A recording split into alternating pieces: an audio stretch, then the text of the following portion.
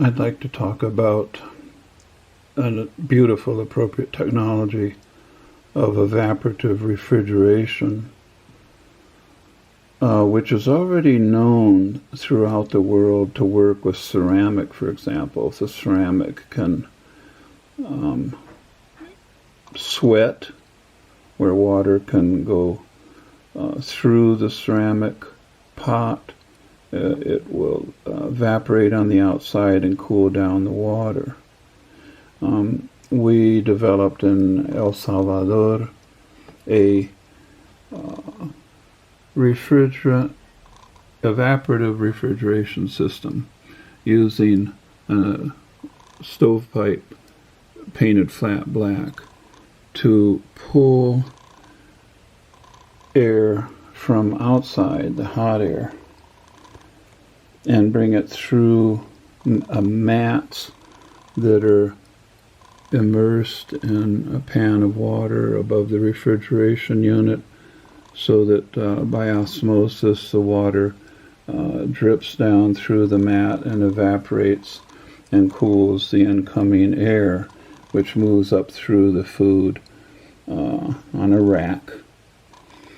And then the hottest air just under the pan goes into a stovepipe and up and out. Again, this stovepipe is painted flat black on the side facing the sun. It doesn't have to be black on the other side.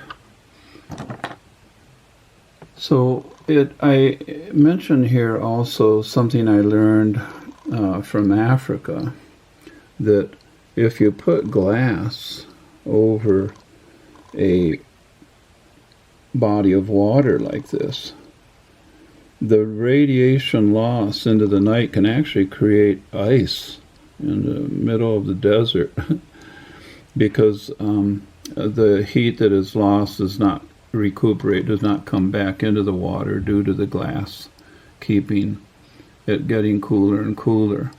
Another feature that I want to show you is that by placing a ceramic pot in the water, you're also able to create an evaporative cooling container, which could be for food. Food can be stored in those containers.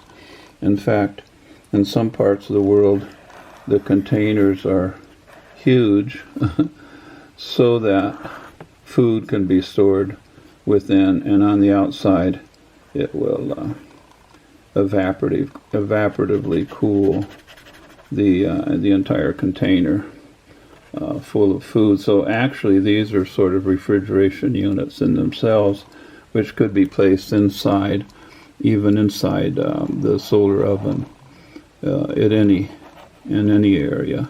I said solar oven, I meant to say the refrigeration unit.